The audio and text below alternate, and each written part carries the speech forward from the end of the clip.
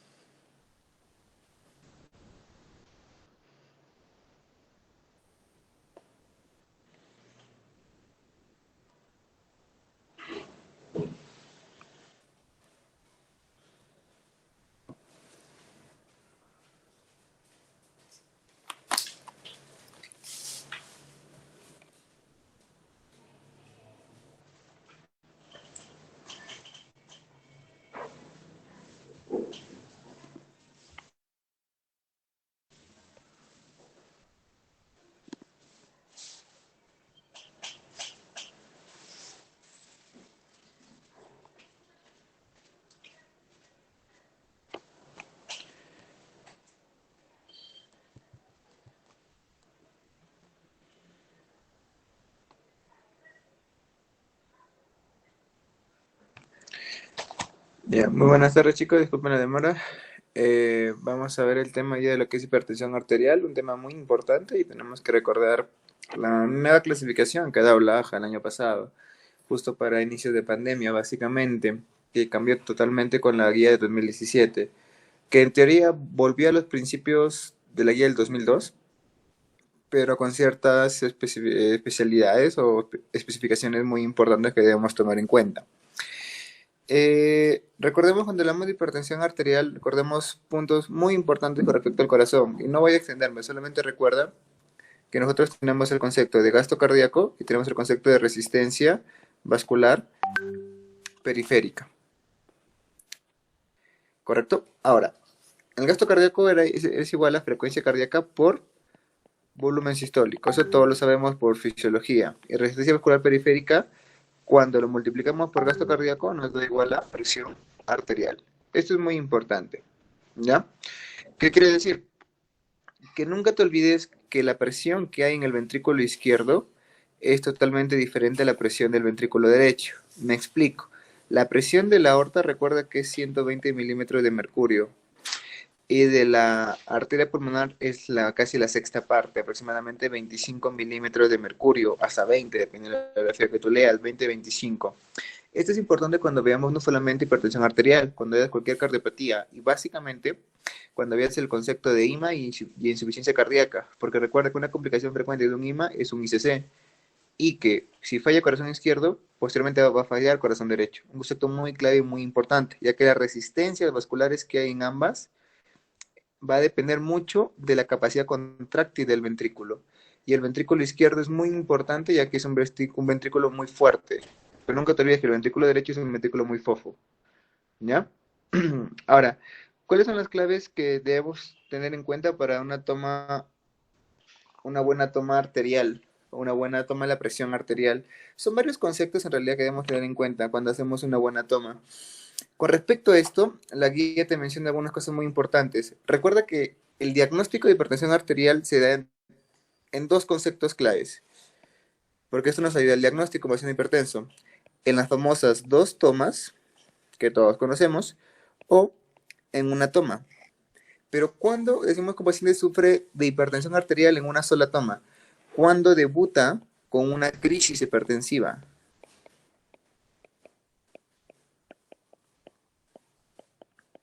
¿Ya? Cuando debuta con una crisis hipertensiva, el paciente se le diagnostica hipertensión arterial. Entonces, el concepto que debemos tener en cuenta es el paso número uno. Nunca te olvides, paciente sentado 5 minutos, que no haya fumado, no haya consumido nada, ninguna actividad de fuerza en los últimos 30 minutos antes. ¿Correcto? Recuerda que es importante el contacto de la piel con el manguito. Eso es muy importante, ¿ya? La piel con el manguito es un dato que no te debes de olvidar.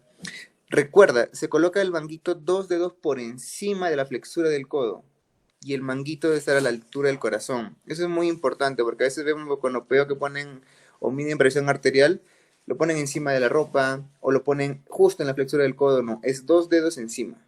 Eso es muy importante, ¿ya? Recuerda que la primera medición que te va a dar, vas a medir en ambos brazos, ¿ya? La primera medición es en ambos brazos y te vas a quedar con la presión más alta. Por ejemplo, acá tienes a tu pacientito, ¿ya? Y tú le tomas en el brazo izquierdo y en el brazo derecho. En el izquierdo fue más alta. Tú te quedas con la presión del brazo izquierdo, ¿correcto? Y cuando tú tomes la presión, recuerda que tú vas a insuflar 20-30 milímetros de mercurio hasta el último ruido, ¿ya? 20 a 30 milímetros de mercurio hasta el último ruido. Pero vas a desinflar, perdón, 2 milímetros de mercurio por segundo. Es despacio, muchachos. No es como que habéis visto que limpian luego. Pss, pss. Letería es 2 milímetros por segundo. ¿Ya? Y tú escuchas los famosos ruidos de Korokov. ¿Correcto? Recuerda que siempre el concepto es el primer ruido que tú vas a escuchar es de la presión arterial sistólica. Y el segundo ruido y el segundo sonido es importante, la presión arterial diastólica. El concepto que debes tener claro.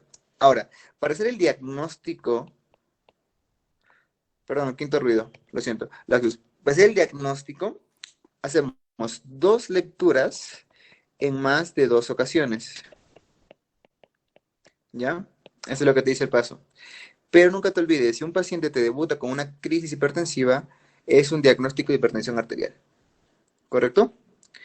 Cuando la presión debuta en crisis hipertensiva, y en qué otra situación, cuando la presión tiene una presión arterial sistólica, una presión arterial mayor o igual de 160 sobre 100 más lesión de órgano diana.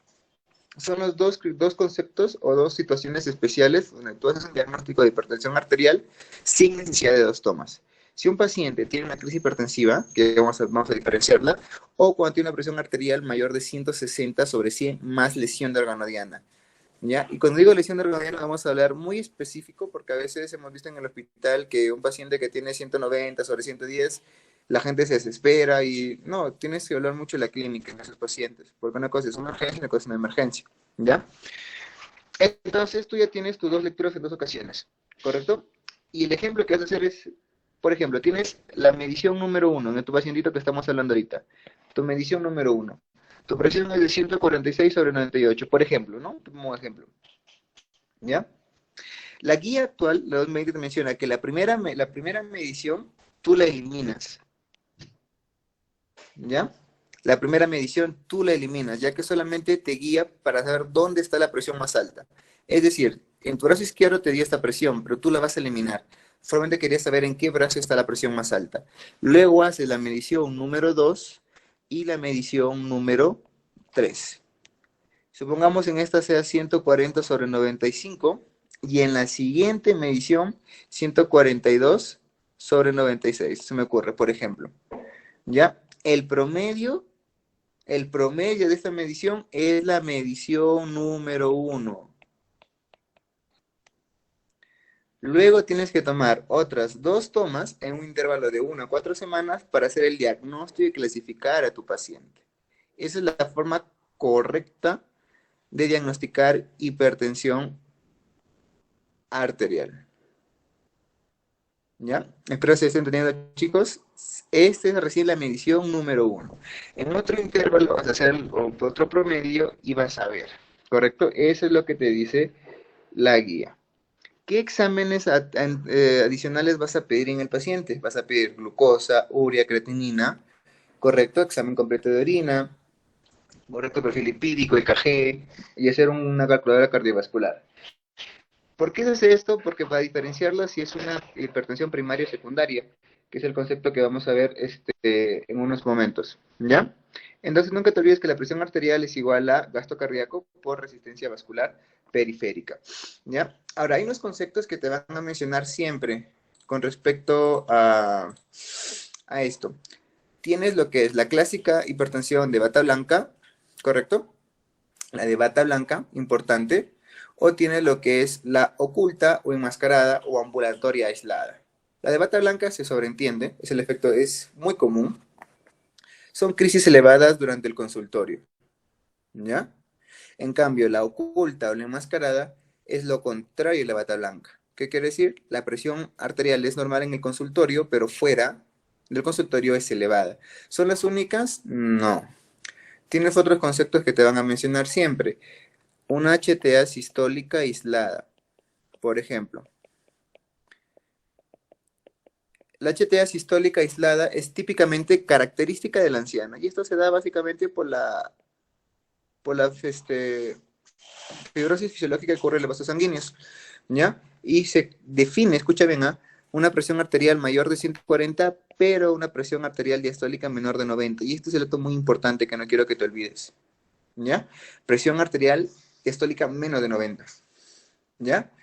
El dato importante es que estos pacientitos son predispuestos a hipotensión ortostática. Luego te mencionan lo que es el concepto, escucha, de crisis hipertensiva, ¿ya? Crisis hipertensiva, que nosotros vamos a clasificarlo en 2 formas, muy importante. Tienes lo que es una emergencia y tienes lo que es una urgencia. Pero la definición global es básicamente una presión arterial sistólica mayor o igual de 180 sobre una presión arterial diastólica mayor de 110. El concepto importante es que tengas que diferenciar esto, muchachos, mira. Porque yo he visto en casos que el paciente viene con 200 sobre 110 y está tranquilo, está con cherry, está bien normal, y se desesperan. Doctor, baje la presión arterial, ese paciente está pero tú lo ves asintomático.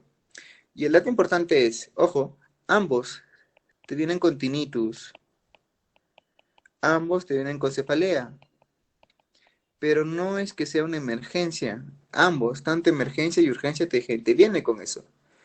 Si solamente te menciona eso y no tiene otra lesión, es una urgencia. ¿Y cómo te das cuenta cuando es emergencia? Cuando se domina lesión de órgano diana. ¿Qué quiere decir? Si tiene el riñón, tiene el corazoncito, viene con un IMA, una clínica de clínica de infarto. Cuando está en el cerebrito, viene alteración del sensorio, por ejemplo.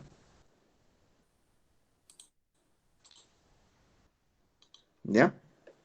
Por ejemplo, alteración del sensorio. Si es alteración renal,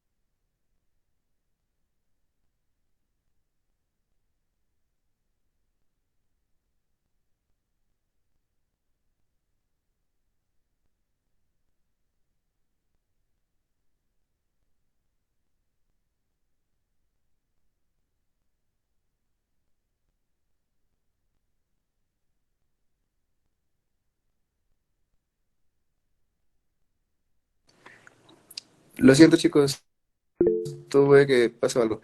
Este, ya. ¿Se escucha?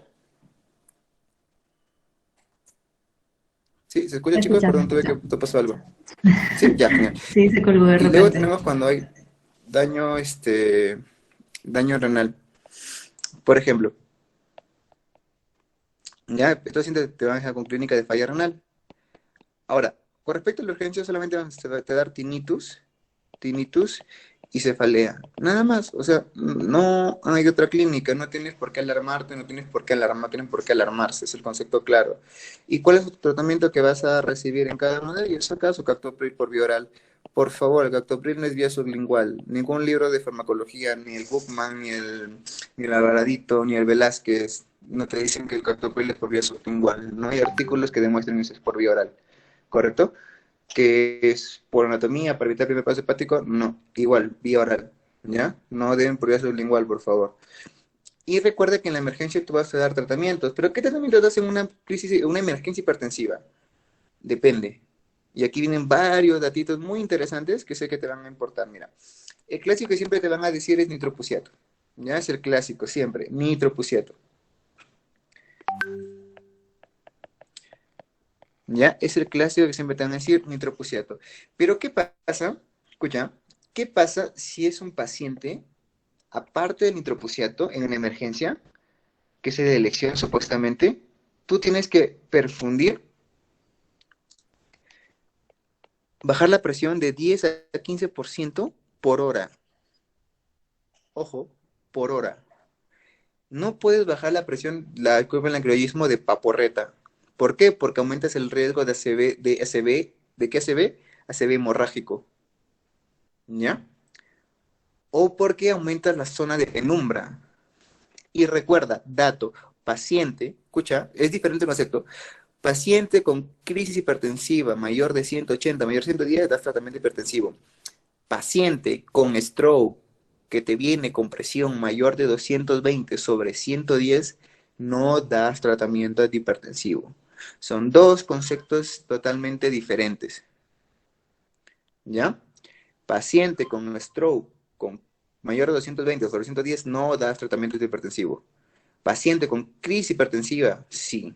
Nitroprusiato o labetalol. El labetalol es de elección, muchachos, perdón. ¿Ya? El labetalol es de elección.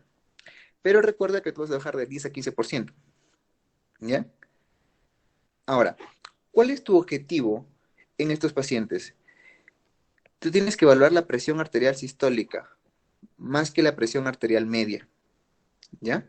Más que la presión arterial media en estos casos es la sistólica. Si es un paciente con ACV, debe tener menor de 180.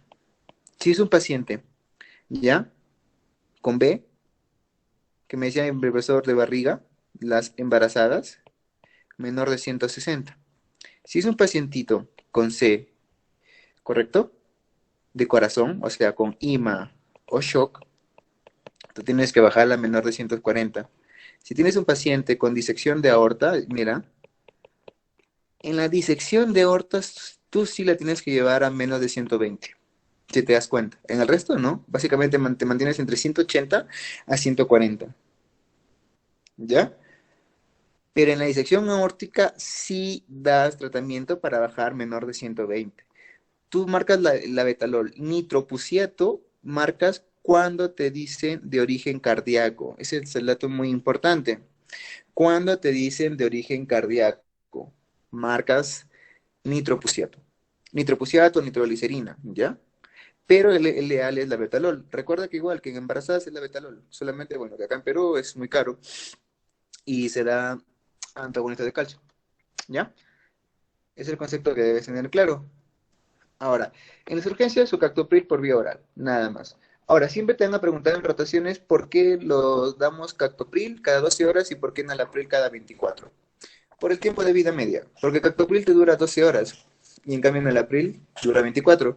¿Por qué crees que gran parte de los accidentes o infartos es en las noches? Porque mucha gente se olvida tomar sus medicamentos de la noche, ya que mayormente cactopril es cada 12 horas. ¿Ya? En cambio, enalapril es cada 24. Ahora, otro concepto que tienes que tener en cuenta con respecto a definiciones, y acá lo voy a hacer un poquito aislado, son dos cosas. La HTA maligna y quién es lo que es la HTA en fase acelerada. HTA en fase acelerada. ¿Por qué? Porque tienen una característica muy importante cada una. HTA maligna, cuando digan HTA maligna siempre recuerda este signo, edema de papila. ¿Ya? Edema de papila. Porque en la HTA de fase acelerada no hay edema. No edema de papila. ¿Ya? No hay edema de papila. La HTA maligna tiene mucha mortalidad. Y básicamente en la patología es lo que es una necrosis fibrinoide. Necrosis fibrinoide, ¿no? Que todos hemos visto que son depósitos de oxalatos cálcicos, fibratos cálcicos a nivel de la arteria. Recuerda que tenemos diferentes tipos de necrosis, coagulativa, liquefactiva, etc. Este es un tipo de necrosis fibrinoide, ¿ya? Esta se puede complicar, ¿ya? Tiene mucha mortalidad, ¿correcto? Y es una forma de la emergencia hipertensiva, ¿ya? Es una forma, porque la emergencia no solamente afecta cualquier órgano diana, te puede afectar corazón, cerebro, riñón, ojo. Si a nivel ocular tienes edema de papila, es una HTA maligna. Tienes que tratarlo urgente, porque ese paciente tiene muy mal pronóstico. En cambio, la HTA de fase acelerada es un aumento brusco de la presión arterial, ¿correcto? Más lesión de órgano diana, pero no hay edema de papila. No hay edema de papila. Es el punto, no es una emergencia como tal. Es un aumento brusco de presión arterial con respecto a unas cifras previas anteriores, pero sin edema de papila. Pero al fondo de ojo sí puedes encontrar hemorragias o exudados. Y luego te van a mencionar el concepto de HTA resistente o refractaria. HTA resistente o refractaria. El concepto que vas a tener acá es muy simple. Es aquel a la cual no responde a 3 fármacos, en los cuales uno de ellos es un diurético, o aquella que sí responde, pero a 4 fármacos. Eso es lo que es HTA resistente o HTA refractaria. Aquella que no responde a 3 fármacos, en los cuales uno de ellos es un diurético, o aquella en la que sí responde, pero con 4 fármacos, ¿ya? Espero se estén entendiendo, muchachos, tratando de ser lo más didáctico posible, es un tema muy largo y siempre tratando de ser lo más conceptual posible. Ahora, ¿qué tenemos que saber con respecto a esto, con respecto a su clasificación? ¿Ya? Anteriormente, la AJA 2017 te mencionaba una clasificación nueva, pero la 2020, que es el año pasado que les mencionaba, te menciona lo siguiente. Te menciona que una presión arterial es normal cuando tienes menor de 130, menos de 85. Se entiende que acá es presión arterial sistólica y acá es presión arterial diastólica, ¿correcto? Ahora, te dice que es presión arterial, ojo, normal alta, cuando es entre 130 a 139, o cuando la diastólica es entre 85 a 89. Se llama hipertensión grado 1, cuando lo clásico que se mencionaba anteriormente, 140 a 159, o cuando es de entre 90 a 99. Y HTA grado 2, mayor de 160 sobre mayor de 100. ¿Por qué se cambió este concepto? Porque la evidencia demostró que aquellas personas que decían una presión normal, menor de, antes se significaba normal como entre 139 a 89, ¿correcto? Pero decían que, como decían, no tienen hipertensión, seguían con su estilo de vida, insaludables. Sedentarismo, obesidad, tabaquismo, dislipidemia, que son los cuatro de riesgos, y diabetes mellitus, que son unos principales riesgos cardiovasculares que nunca te debes olvidar. Tabaquismo, dislipidemias, ¿correcto? Obesidad y sedentarismo son los cuatro factores cardiovasculares más importantes que nunca te debes de olvidar. Entonces, la AJA en el año pasado menciona que la nueva clasificación, ¿para qué? Para personas que tengan una presión normal alta, ya comiencen un tratamiento, pero con cambios en estilos de vida. Nada más, cambios en estilos de vida, que es muy importante, que es lo que tiene más impacto, pero no se hace muy a menudo. ¿Ya? Es el concepto que debes tener en cuenta. ¿Qué más debemos tener en cuenta con respecto a hipertensión arterial? Factores de riesgo. Recuerda que es más frecuente en mujercitas, es más de mal pronóstico o mayor tendencia a una resistencia refractaria en pacientes de raza negra, porque recuerda que estos pacientes tienden a retener bastante sodio, ¿ya? Porque tienen una expresión aumentada del sistema renina, ¿ya? Y lo que debes tener en cuenta es la clasificación que vamos a ver posteriormente, ¿ya? Muy bien. Ahora, ¿cuáles son los criterios diagnósticos MAPA? El MAPA, lo que nosotros aplicamos el MAPA, básicamente es un monitoreo ambulatorio de presión arterial, o tienes el AMPA, que es una automedición. Entonces, entre los dos, el MAPA es ideal porque es un monitoreo ambulatorio, y en cambio el AMPA es automedición y puede generar riesgos de sesgo en los pacientes. Por lo tanto, se indica básicamente MAPA, que es muy interesante. Y con respecto al mapa, ¿ya? Te mencionan lo siguiente. Cuando te dicen de mapa, cambia los criterios de diagnóstico de hipertensión arterial. Es totalmente diferente, ¿ya? Ahora, el promedio diurno, ¿correcto? El promedio diurno va a cambiar. Me explico. Según la nueva guía, te menciona uno de 24 horas, ya no es 125 sobre 75, es mayor de 130 sobre 80 en el mapa. El promedio de 24 horas, que es lo más preguntado, por si acaso. Y un promedio diurno, o sea, despierto, es 135 sobre 85. Y un nocturno es 120 sobre 70. Son los conceptos que han cambiado con respecto al mapa según la guía AJA del año pasado. Promedio de 24 horas mayor de 130 sobre 80. Si es un promedio diurno es 135 sobre 85. Y si es dormido es 120 sobre 70. Si te dicen del AMPA es igual que el diurno, 135 sobre 85. ¿Ya? 135 sobre 85. Son los criterios del mapa. Ya son los criterios del mapa. ¿Ya? Muy bien. Ahora, ¿qué más podemos decir con respecto a este tema? ¿Quiénes deben recibir tratamiento? Como ya hemos mencionado, nosotros damos tratamiento a aquella persona que sufre tratamiento de grado 1 mayor de 140 a 159 o una presión de 90 a 99, pero esto es estandarizado, por si acaso, esto es estandarizado. No quiero que te vayas a confundir. ¿Por qué? Porque primero es el estilo de vida. Primero es el estilo de vida. Sin embargo, hay situaciones en las que ya te voy a explicar cuándo damos tratamiento farmacológico directamente. Cuándo damos tratamiento farmacológico directamente. Ya hay situaciones muy especiales y muy interesantes. Pero inicial siempre va a ser el tratamiento no farmacológico. ¿Ya? El no farmacológico. Es el inicial, que ya vamos a ver cuál es. Ahora, ¿cómo lo clasificamos? Tenemos una hipertensión arterial primaria, que es la más frecuente, y una secundaria. La primaria no se sabe exactamente cuál es la causa, y este es en aproximadamente entre el 95% de los pacientes. En cambio, la secundaria es del 5% de los pacientes. ¿Ya? La primaria es también llamada primaria o esencial, ¿ya? Primaria o esencial.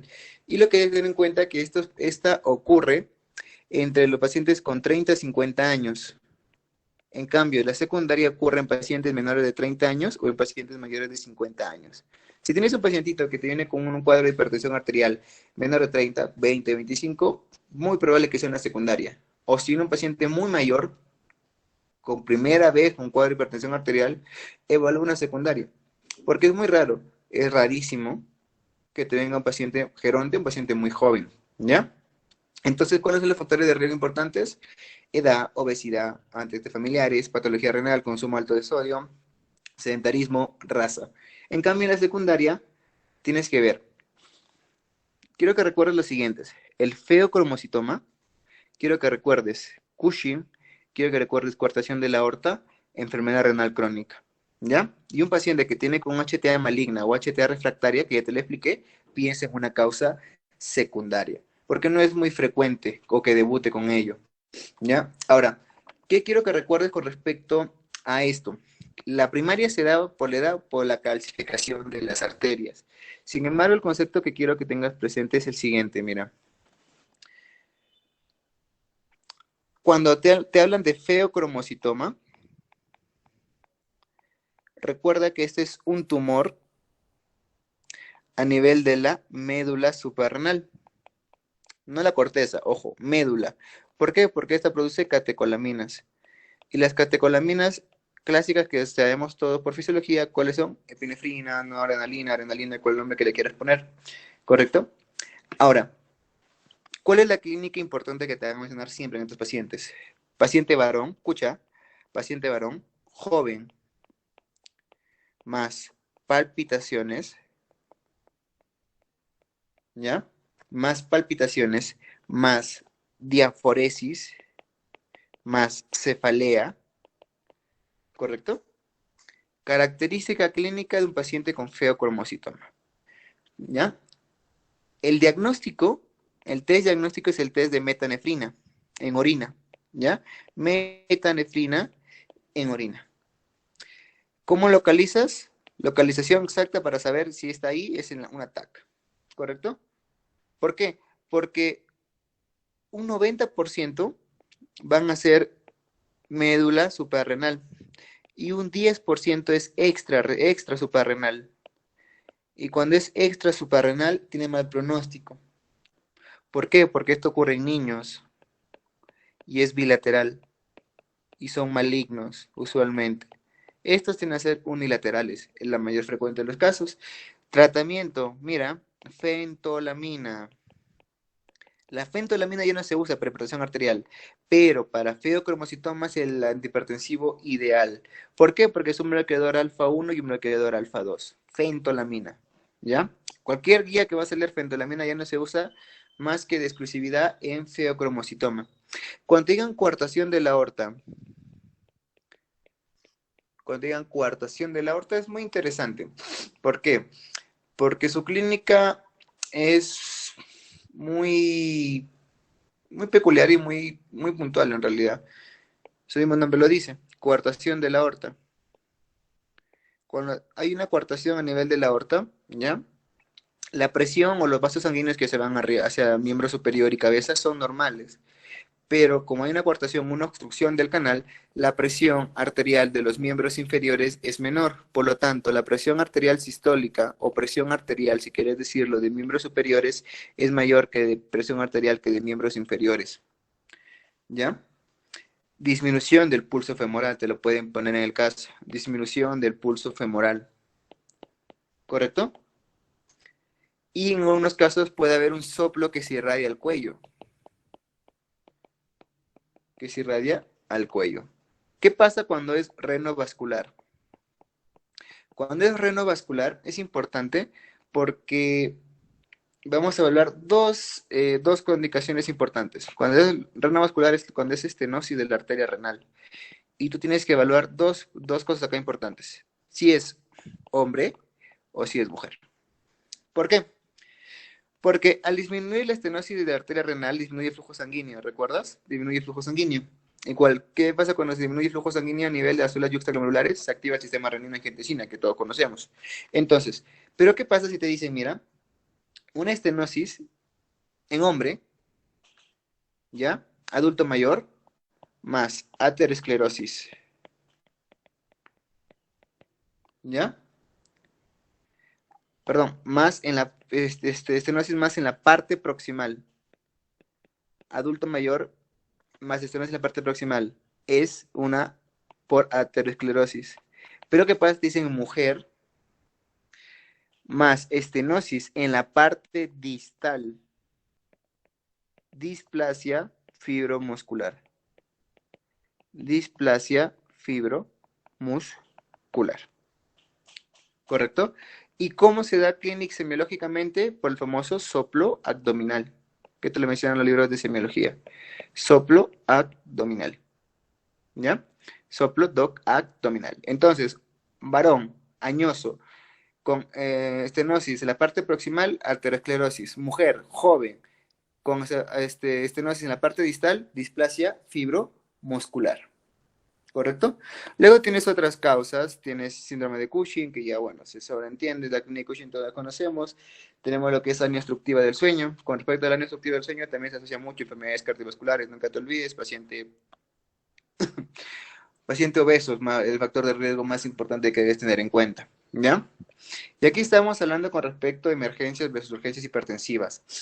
Y esto se lo digo porque cuando debuta, por ejemplo, en el cerebrito, ya vamos a dibujar un cerebrito por acá, ya, tienes dos opciones que ocurra, o un isquémico o debute con un hemorrágico. Porque la hipertensión arterial es el principal factor de riesgo para stroke. Nunca te olvides. ¿Cuál es el principal factor de riesgo para stroke? Hipertensión arterial. ¿Ya? Jamás te olvides de eso.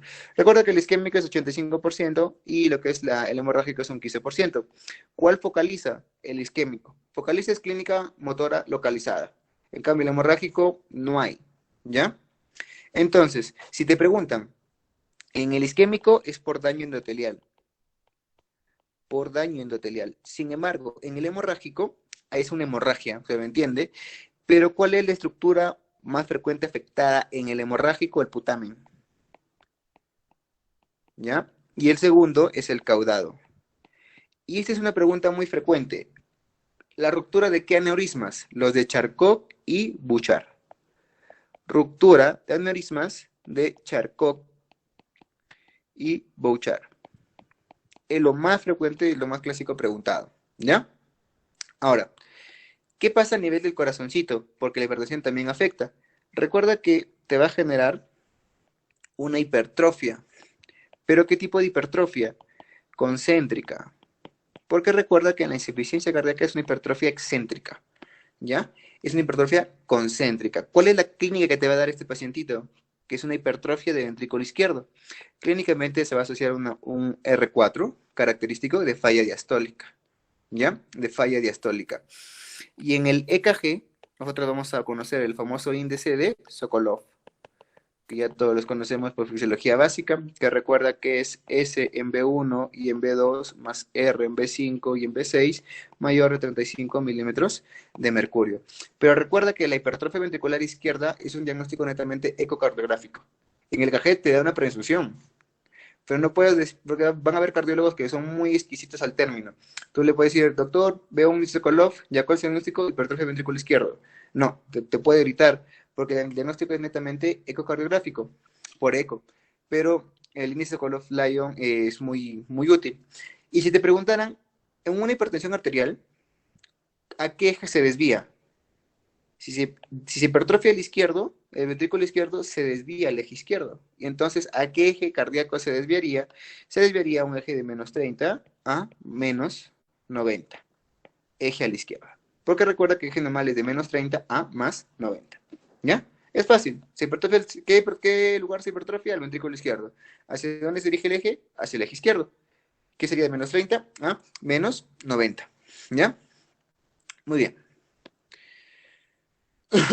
Y luego tenemos la retinopatía. Ya tenemos la retinopatía.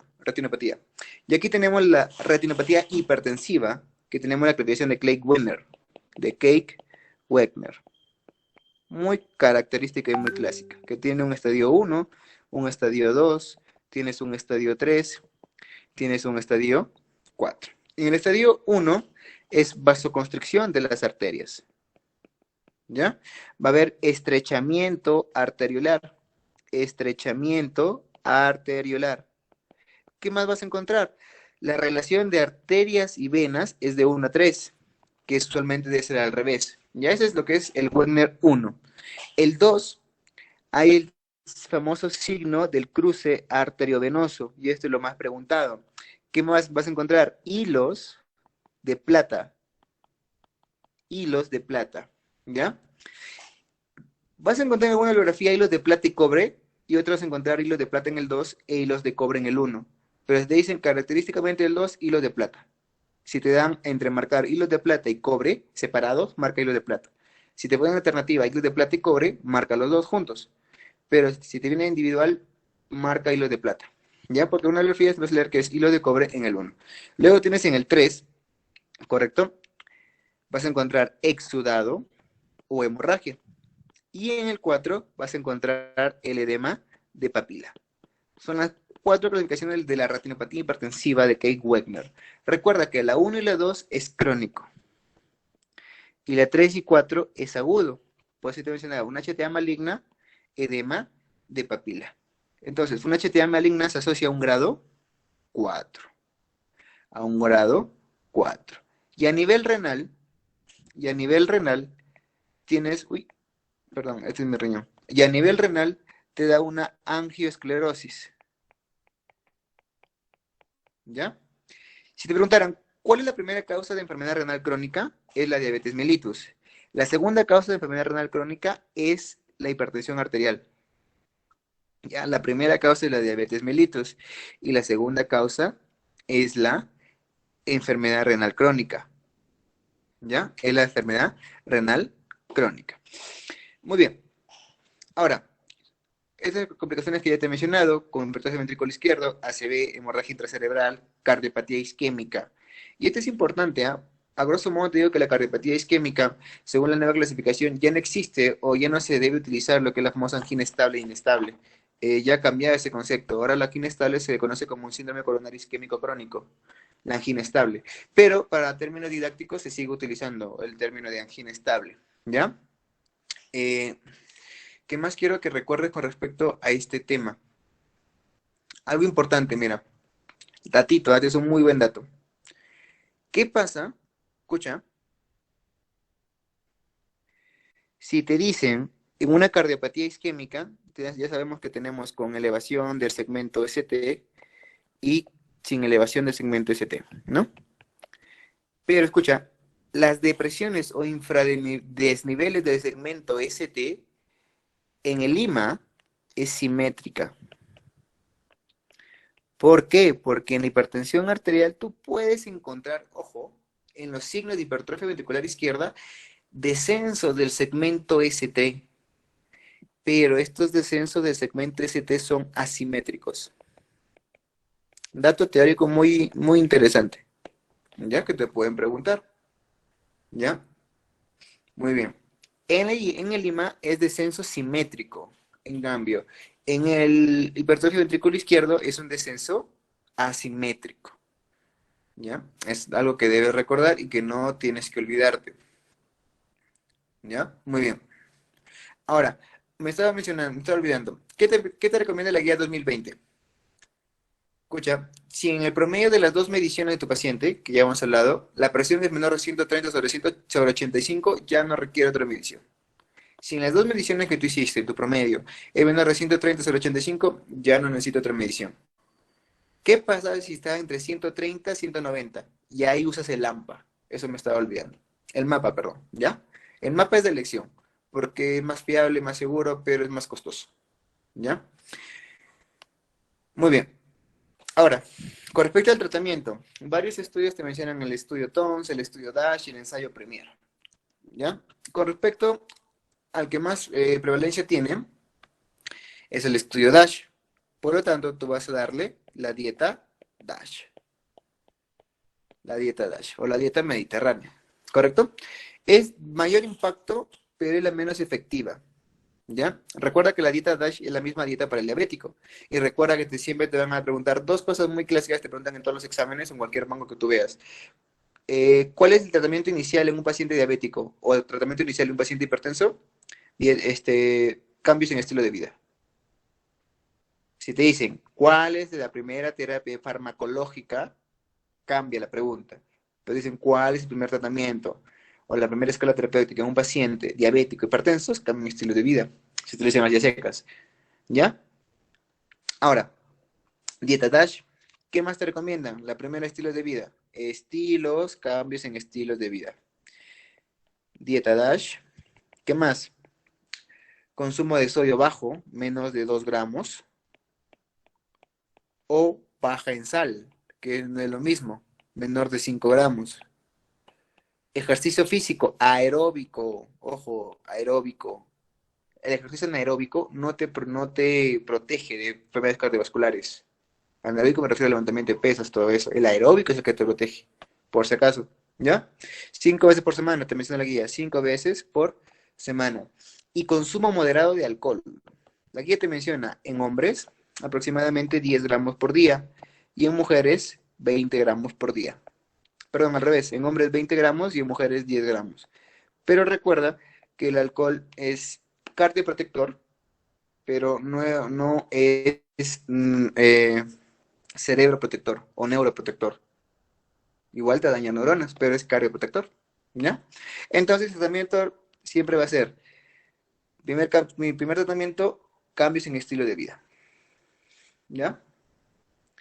Ahora, con respecto al tratamiento farmacológico, que es el que nos interesa, que es el plato fondo de acá, y son las preguntas donde vienen con mayor frecuencia. ¿Cuándo iniciamos o en qué situaciones iniciamos tratamiento farmacológico de arranque? Uno, si en 6 meses no hay mejoría con cambios de estilo de vida, que es lo más frecuente. Si en 6 meses no hay mejoría con cambios en estilos de vida. Dos, si tiene un paciente en estadio grado 1 o 2. ¿Qué quiere decir la nueva guía? Paciente con presión normal alta, cambios en estilo de vida. Paciente que ya viene con grado 1, grado 2, tratamiento farmacológico. Eso es lo que se entiende, ¿ya? Y recuerda que bajar de peso, te pueden preguntar esto, cada 5 a 20 milímetros de mercurio se pierde por cada 10 kilos que bajas. Es decir, por cada kilo que bajas, pierdes aproximadamente 2 milímetros de mercurio de presión. ¿Ya? O si tiene tratamiento farmacológico, si tiene presión arterial normal alta, más factores de riesgo. Enfermedad renal crónica, que ponen en el caso clínico paciente diabético, paciente con dislipidemia, ¿correcto? O alguna otra enfermedad crónica, es factor de riesgo, tú ya das tratamiento farmacológico. Eso es lo que te dice la guía, ¿ya? Eso es lo que te dice la guía, ¿correcto? ¿Cómo vas a iniciar el tratamiento? La guía te menciona de la siguiente manera, mira, te menciona muy bonito. Te menciona de lo que es la primera línea, que es hasta nosotros como médico general tenemos que saber abordar. Tenemos el A, el B, el C y el D, ¿ya? Tenemos el A, el B y el C y el D. El A es el YK o los ARA2. El B son los beta block. El C tiene los antagonistas de calcio o los calcio antagonistas dihidropiridínicos. Y los D tienen los diuréticos. Y es acá, presta mucha atención porque este es el platillo fuerte del tema. Acá te van a preguntar varias cosas. ¿Cómo das tratamiento? Vas a dar combinadas, básicamente, pero si te preguntan, o acá en los exámenes de Perú preguntan con frecuencia, ¿con qué fármaco iniciarías? Con línea en monoterapia, que no es efectiva, pero por costo-beneficio, A, con YECA o ARA2. Los YECA o ARA2 van a ser el pilar de tu tratamiento. Va a ser el pilar de tu tratamiento los YECA o ARA2. Entonces, tú puedes hacer las siguientes combinaciones. A más C, A más C más D, ¿correcto? O A más D. Si te das cuenta, los beta bloqueadores no se utilizan mucho en la hipertensión arterial. Han demostrado no tener mucha sobrevida o mejorar la sobrevida en estos casos, como te estás pudiendo dar cuenta. Entonces, la combinación perfecta, usualmente, ¿correcto? Es YECA, ¿ya? YECA más calcio antagonistas, o un YECA más diurético son los de elección, ¿ya? YECA más calcio antagonistas o un YECA más diuréticos son los de elección. Entonces, ¿cómo va a ser la guía terapéutica? Los pasos. Primer paso, tú vas a dar A más C, A más D, perdón. Vas a dar a bajas dosis,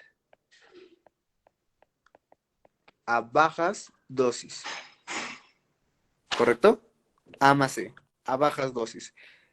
La segunda, tú vas a dar A más C, dual, pero a dosis máxima, si no responde. La tercera, y agregas A más C más D, agregas un diurético. La cuarta, agregas A más C más D de dosis máxima más espironolactona.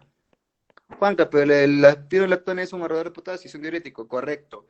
Pero el diurético de elección que se utiliza acá son las tiacidas. Las furosemidas, recuerda muchachos que los diuréticos de ASA no han demostrado sobrevida ni en falla cardíaca ni en hipertensión, simplemente son sintomáticos.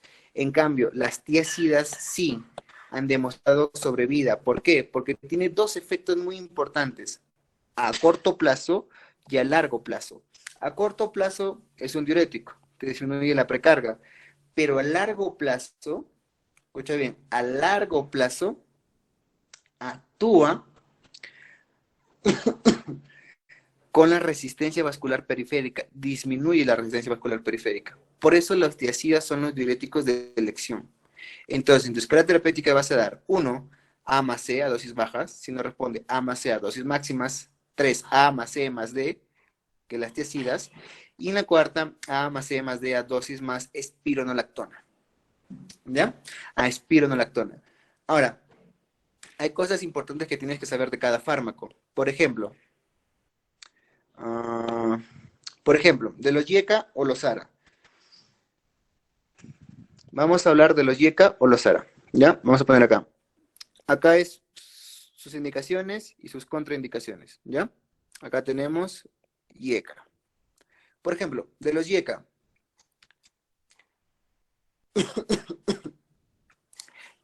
¿Qué tenemos que hacer con los YECA? O tienes que saber con quién están indicados. En pacientes con diabetes mellitus, en pacientes que tienen proteinuria, que tienen enfermedad renal crónica, que tienen hipertrofia ventricular izquierda, que tienen enfermedad renal crónica. Ojo, dato, anótalo, subrayalo, nunca te olvides. Un paciente das YECA con enfermedad renal crónica, pero si su filtración glomerular es mayor de 30. ¿Qué quiere decir si es mayor de estadio 3? Si dicen estadio 4, estadio 5, está contraindicado los YECA. ¿Ya? ¿Qué más? Paciente con IMA, paciente con insuficiencia cardíaca, indicado los YECA. ¿Cuándo están contraindicados? En embarazo. ¿Cuándo están contraindicados? En estenosis bilateral de arteria renal, contraindicados, porque intervienen con el autorreflujo sanguíneo renal, ¿ya? En embarazo, en estenosis arteria renal bilateral, y su efecto o su RAM más frecuente y más característica que es tos seca. ¿Por qué? Por aumento de las bradicinasas a nivel pulmonar, ¿ya? Muy bien. Ahora, con respecto a los SARA, recuerda simplemente, si el paciente no tolera YECA, pasa SARA. Pero los YECA son de elección, son más efectivos, son más baratos, en realidad, ¿ya? Son más baratos y tienen la misma eficacia. ¿Cuándo no usas YECA también?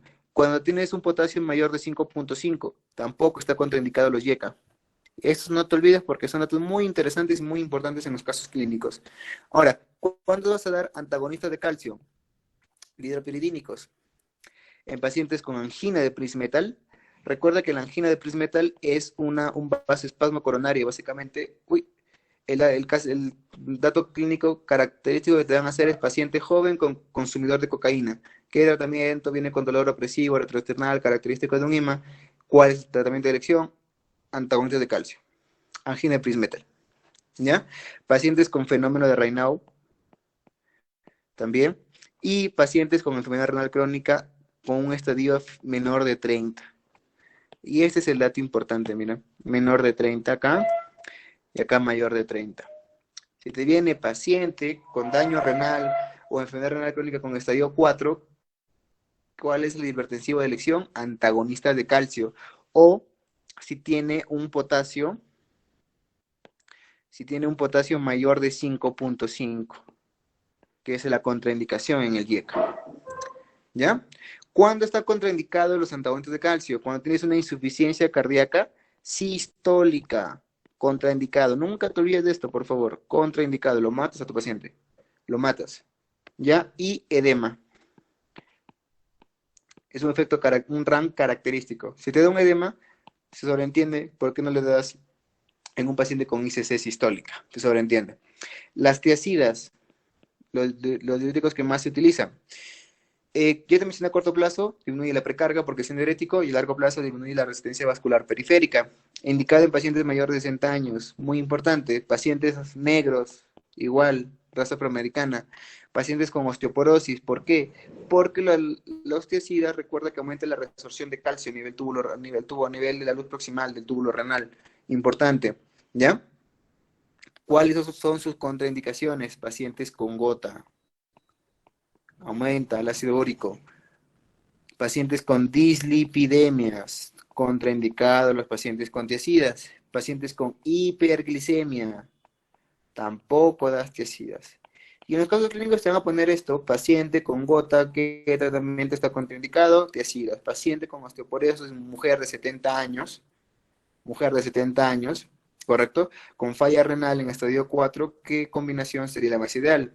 Paciente con osteoporosis, vas a dar tiacidas. Con enfermedad renal crónica estadio 4, mayor de 30, me dijo Juanca. Entonces sería un YECA más un diurético. ¿Ya? Muy bien. Ahora, los beta block, que no se utilizan mucho en realidad, están indicados, escucha bien, los beta block en pacientes cuando tengan hipertiroidismo, porque recuerda que los beta bloqueadores disminuyen la conversión periférica de T4 a T3. Importantísimo. Paciente con hipertiroidismo, ¿tú qué le vas a dar? Beta bloqueador. Es más, es el antihipertensivo de primera línea en una crisis hipertiroidea. Los beta block, ¿ya? Los beta block. Tienes que evaluar si es agudo o crónico. En el agudo vas a dar básicamente propranolol. Es el clásico. Nunca te olvides de ese dato, ¿ya? Paciente con migraña, también. Paciente con angina. Muchos piensan que la nitroglicerina es el antianginoso clásico, es el representativo. Pero si te preguntan cuál es el antianginoso de primera línea, son los beta bloqueadores. Luego siguen los nitratos. Simplemente, ¿por qué son nitratos? Porque básicamente el nitrato o nitroglicerina porque es un vasodilatador mixto. Por eso se da. Pero los de primera línea son los beta block. ¿Ya? Pacientes con arritmias supraventriculares. También das beta block. Recuerda, clásico, fibrilación auricular o flúor auricular. Nunca te olvides. Así, a grosso modo siempre digo a mis alumnos, fibrilación, para que veas una arritmia, evalúa el QRS. QRS mayor de 0.12, busca una arritmia ventricular. QRS menor de 0.12, estrecho, busca una arritmia auricular. Y ahí champeas. Luego vas al complejo si te dicen regulares o irregulares. Si te dicen regulares con QRS ancho, fibrilación auricular. Irregulares, perdón. Regulares con QRS ancho, flúor auricular. Son las dos arritmias más preguntadas y muy diferenciadas. Eso es lo clásico. Y si no sabes diferenciar de EKG, evalúa tu QRS. Ancho, busca alternativas, una arritmia ventricular. Un QRS estrecho, busca una arritmia auricular. Y así te ubicas, ¿ya? Muy bien.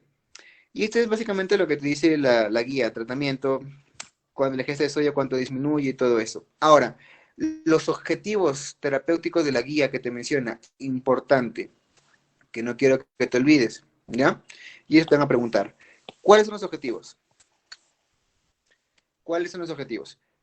Esto sí anótalo porque esto es más importante porque es de la guía nueva, ¿ya?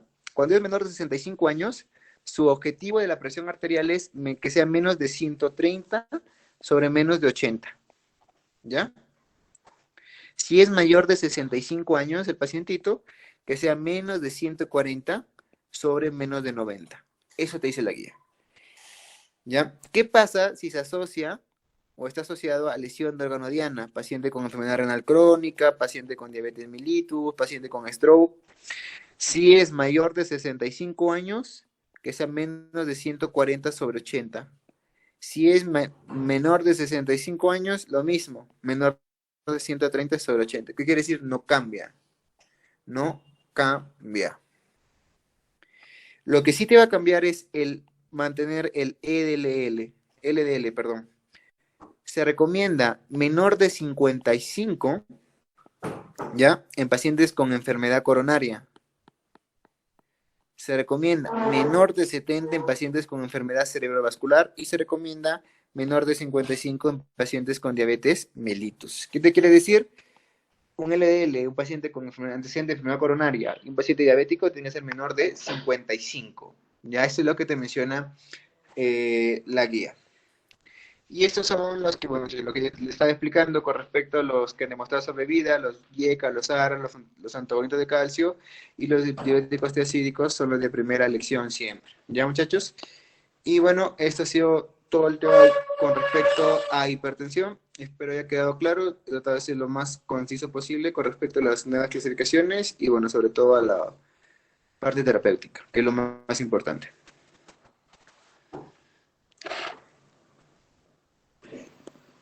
Muchísimas gracias, Juanca. Cualquier pregunta que tengan pueden hacerlo ahí en el chat o pueden abrir el micrófono también sin ningún problema.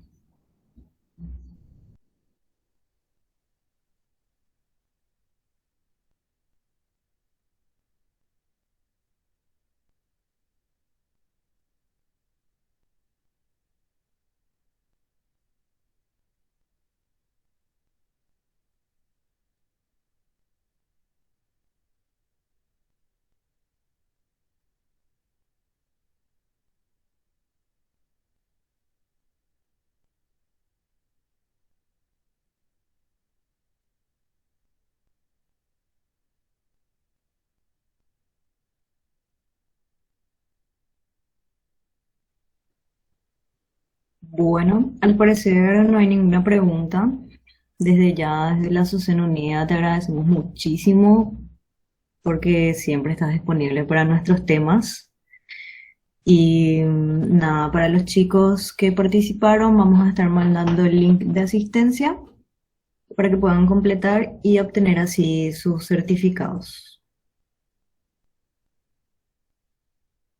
Bueno, chicos, conmigo será hasta la próxima oportunidad y yo me paso a retirar. Cuídense mucho y éxitos para ustedes.